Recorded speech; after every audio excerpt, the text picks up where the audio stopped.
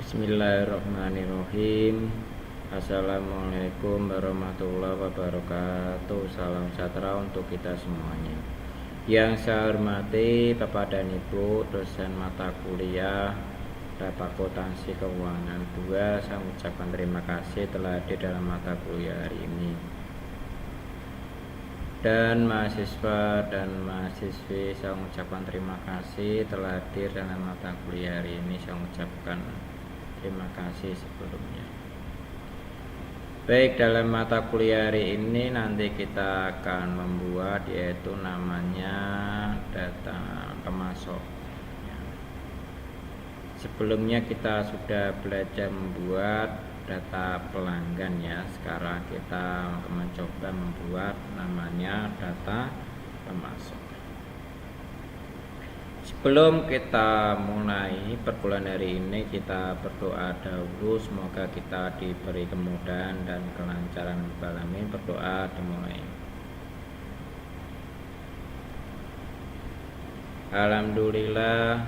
Alhamdulillah Rabbil Alamin. Wassalatu wassalamu ala alihi washabihi wa barik wasallam asmain. Segala puji syukur kita panjatkan kepada Gusti Allah SWT, sehingga kita bisa bertemu kembali dalam mata kuliah hari ini, mata kuliah Lab Akuntansi Keuangan, yaitu membuat pemata pemasok. Segala puji syukur kita panjatkan kepada Gusti Allah, sehingga kita bisa bertemu kembali dalam mata kuliah ini. Pengertian customer adalah bagian dari target atau sasaran marketing yang dapat berupa perserorangan atau perusahaan tertentu ya. Hal ini biasanya sangat familiar ya di kalangan bisnis ya, di perusahaan baik di bidang barang dan jasa. Jadi sendiri sangatlah bergerak yang menghasilkan seluruh data customer, seluruh data yang merekanya. Ya. Terus ini sudah dilansir ya. Bentar ini kok salah pertemuannya ini. Bentar saya stop share dulu. Bentar. Ini saya bukanya. Oh ya benar, saya bukanya benar. Maaf ada kesalahan saya.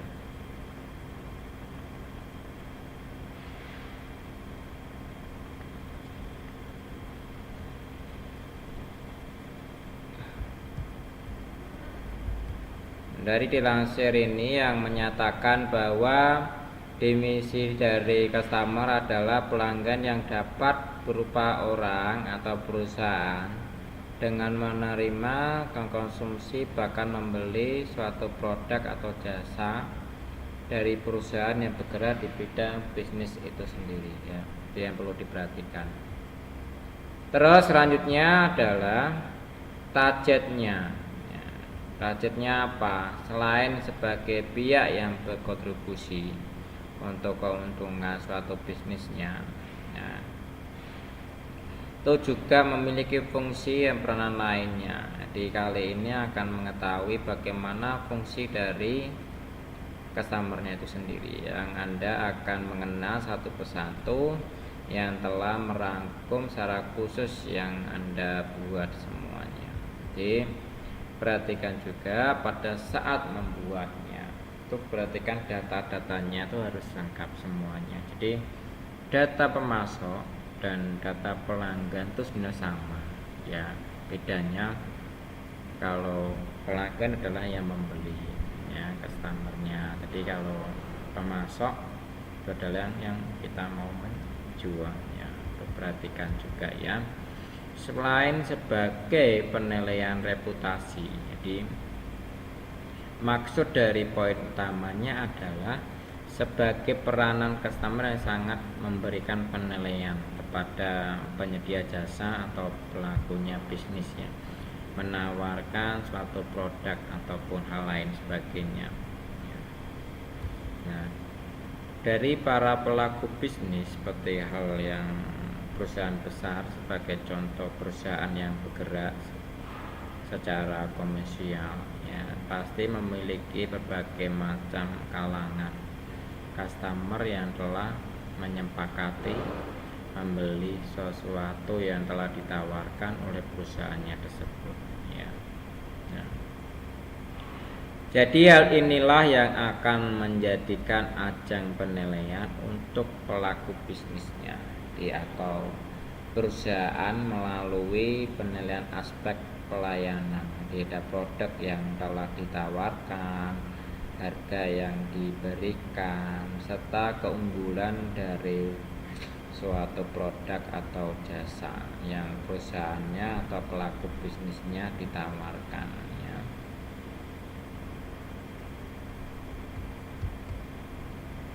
Nah, jenis-jenisnya yang perlu kita ketahui, ada beberapa jenis yang perlu kita ketahui. Jadi yang pertama ada customer internal ya. Jadi merupakan hal yang paling berperan penting ya sangat perusahaannya dalam suatu bisnisnya. Jadi customer internal ini merupakan bagian terdekat dari perusahaannya yang dapat meliputi beberapa perorangan seperti pegawai, karyawan, HRD dan selainnya. Terus ada customer eksternal ya. Terus jadi berbanding terbalik dengan customer internal yang biasanya merupakan pasaran inti dari perusahaannya atau pelaku bisnis tersebut. Jadi customer internal itu merupakan pelaku sasaran marketing yang berasal dari luarnya. Nah, sekarang kita akan belajar bagaimana membuat data pemasok ya.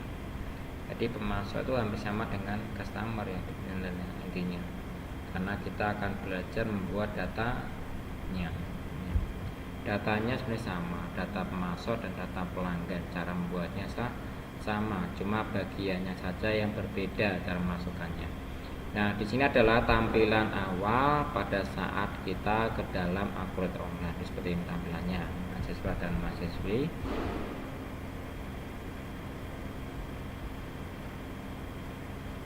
Jadi yang perlu diperhatikan pada saat membuat data pemasok itu hampir sama dengan data pelanggan. Jadi ada kontak, ada umum, ada pembelian, pajak, saldo lainnya yang perlu diperhatikan ya. Jadi sama-sama bagian datanya tuh harus diperhatikan saat mengisi ya. Biasanya adalah data pemasoknya, cara mengisinya. Contohnya di sini ada PT Semesta Alam ya. Contohnya seperti ini ya. Ini belum lengkap, ini nanti kita bisa melengkapi cara membuatnya ya. Nah, apabila pemasok telah memiliki status sebagai pengusaha kena pajak atau PKP, Anda diharapkan mengisi informasi pajak yang relevan terhadap pajak yang merupakan bagian yang wajib diisi berikutnya. Jadi pajak yang dikenakan pada pemasok akan terkait dengan pelaporan pajak yang akan terkait dengan transaksi pembelian ya, termasuk penggunaan faktur pajak, masukan untuk transaksi pembelian merupakan pajak pertambahan nilai atau PPN-nya. Di sini ada pengisiannya, PT Semesta Alam ya, misalnya seperti itu ya. Terus saldo awal hutangnya itu dapat diisi di tab saldo.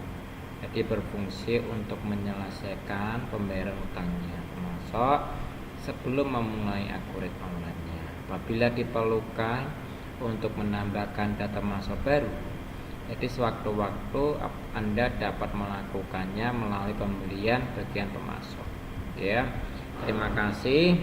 Baik, sekarang akan saya kasih contoh bagaimana cara kita mengisi ke dalam Accurate Online ya. Nah, sekarang kita share ke dalam Accurate Online. Nah, bagaimana cara membuatnya ke dalam Accurate Online ya. Oke, yang pertama yang perlu diperhatikan untuk membuat di dalam Accurate Online ya.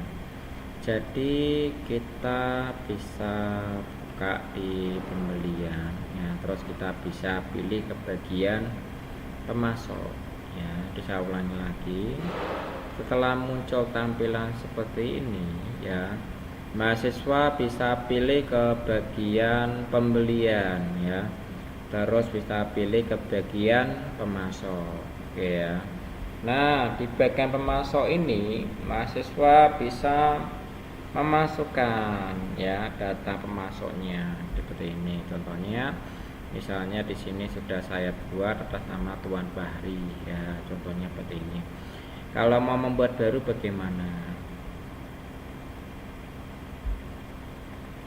Kalau kita membuat baru tinggal kita pilih ke bagian data baru ya. Contoh saya mau mengerjakan contoh ya.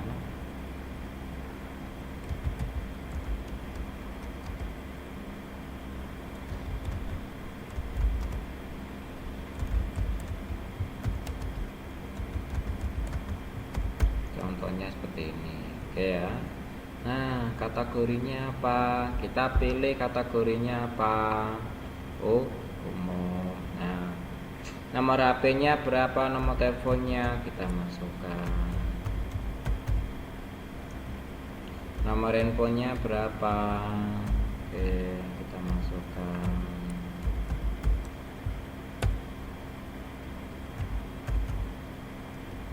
Oke ya, nomor WhatsApp-nya berapa? Kita bisa masukkan juga. Oke ya. Emailnya apa?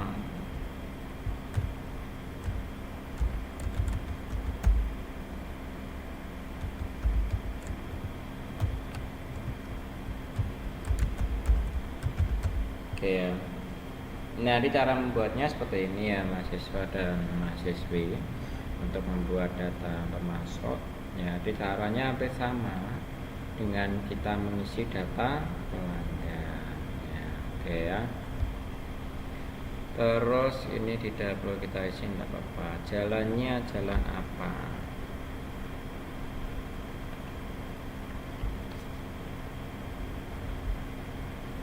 Contoh, saya di sini alamatnya di Jalan Raya nomor 184 RT 07 RW 001 ya, di Meranggen contohnya seperti ini. Ini kurang lengkap, misalnya kurang RT-nya ya, kita bisa lengkapi. Kota Semarang ya. Kalau kotanya salah kita perbaiki, misalnya Demak. Oke.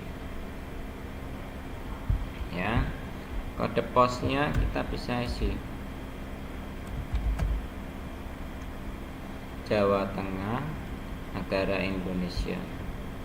Nah, tipenya kita bisa isi dia perorangan, perusahaan, atau pemerintah. Kalau misalnya CV ini adalah perusahaan, maka kita isi perusahaan ya.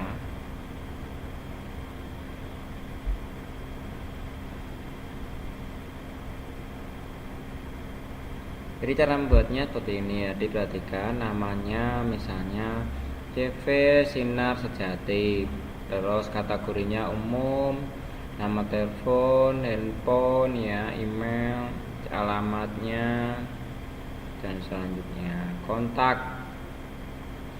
Mahasiswa bisa memasukkan kontaknya berapa, misalnya kita tambahkan kontaknya, misalnya bapak atau ibu ya.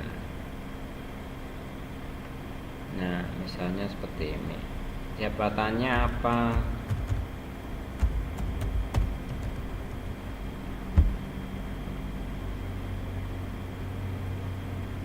Nama teleponnya berapa? Kalau nama teleponnya sama, ya kita masukkan aja nama teleponnya sama. Oke ya. Terus WhatsApp-nya, kalau WhatsApp-nya sama ya kita masukkan WhatsApp-nya. Oke ya. Cara membuatnya seperti ini, mahasiswa dan mahasiswi. Setelah kita mengisi bagian umum, mahasiswa bisa mengisi di bagian kontak. Jadi misalnya nama lengkapnya siapa, atas nama Ibu Nurlaili Oktaviana misalnya, jabatan direktur, emailnya Nurlaili Oktaviana misalnya ya, handphonenya 08598 ini 104 misalnya, nama teleponnya, terus ini WhatsAppnya ini ya. Kalau sudah datanya setelah kita isi dengan baik dan benar, kita bisa lanjut ya. Baik, selanjutnya di bagian apalagi ini. Nah, ini tidak wajib isi ya, pajaknya. Kalau pajaknya ada ya kita isi ya, tapi kalau tidak usah ya, ada ya kita kosongin aja. Saldo utangnya, misalnya ada saldo hutang atas nama CV tersebut, maka mahasiswa bisa membuatnya saldonya berapa ya. Misalnya ada tambahkan saldonya, oke, misalnya syaratnya ada terminnya net 30 nah misalnya, oke, dengan saldo 30 juta misalnya, seperti ini ya. Nah, jadi kita bisa mengisi nih, mata uangnya apa, rupiah, tanggalnya tanggal berapa, tanggal 19 bulan 7 2025 misalnya, nomor fakturnya berapa ya, terus saat pembayarannya misalnya saya isi 30 ya. Kalau saat pembayaran ini mahasiswa bisa pilih nih, ini kita bisa pilih cara COD ya, terus secara manual atau 30 hari ya, 40 hari, 60 hari atau 7 hari ya. Terus kita lanjut ya. Nah, maka akan tersimpan di sini ya mahasiswa dan mahasiswi ya. Nah, kalau sudah, mahasiswa bisa pilih tombol simpan. Oke ya, seperti ini cara membuatnya. Oke. Maka kita bisa melihat, kita bisa cek ke bagian ini apakah datanya sudah masuk. Nah, kita sudah masukkan ya atas nama CV Abadi Sinar Sejati ya, kontak utamanya di CV Sinar Abadi, nomornya 2 ini dengan saldo 30 juta. Oke ya. Nah, misalnya kita buat lagi yang kedua misalnya. Nah, saya membuat lagi yang kedua.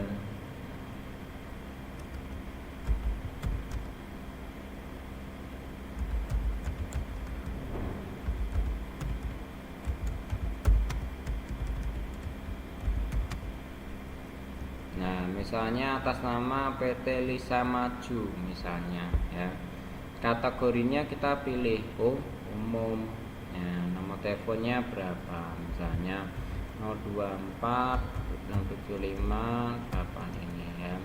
Handphonenya berapa? 086 ya, berapa 98 ini. Oke ya. Terus nomor WhatsAppnya sama Pak. Kalau sama tinggal kita pilih handphonenya sama. Terus emailnya apa? Misalnya kita masukkan PT Lisa Maju ya @gmail.com. Nah, terus jabatannya apa? Nah, seperti ini misalnya. Oke ya.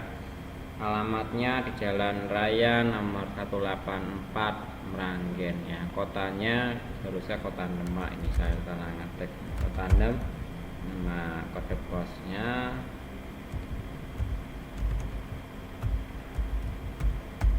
ini ya. Terus tipenya adalah perusahaan karena dia PT. Kalau PT itu dia perusahaan. Kontaknya kita bisa tambahkan atas nama siapa. Nah, kita bisa isi ya seperti ini ya. Jabatan apa, direktur. Oke ya. Terus ada nomor HP ya, misalnya seperti ini. Oke ya. Terus sama telepon rumah kita bisa isi. WhatsAppnya kita bisa masukkan. Oke ya, kita simpan. saldo utangnya jika ada kita masukkan ya. Terus diodonya kita bisa ganti ya dengan net berapa pembayarannya, saldonya berapa, seperti ini contohnya ya. Kita lanjut. Oke ya. Setelah kita masukkan datanya ini, jadi kita sudah mengisi ke kontak bagian umum ya. Terus bagian kontak, saldo utang kita sudah masukkan, kita bisa simpan. Oke ya. Kita lihat di sini maka datanya akan sudah masuk ya. Nah, demikian dari saya bagaimana cara membuat data pemasok ya ke dalam Akurat Online ya. Demikian dari saya pertemuan yang ke-14. Saya mengucapkan terima kasih kepada Bapak dan Ibu dan mahasiswa semuanya. Saya mengucapkan terima kasih. Assalamualaikum warahmatullahi wabarakatuh. Salam sejahtera untuk kita semuanya. Waalaikumsalam warahmatullahi wabarakatuh.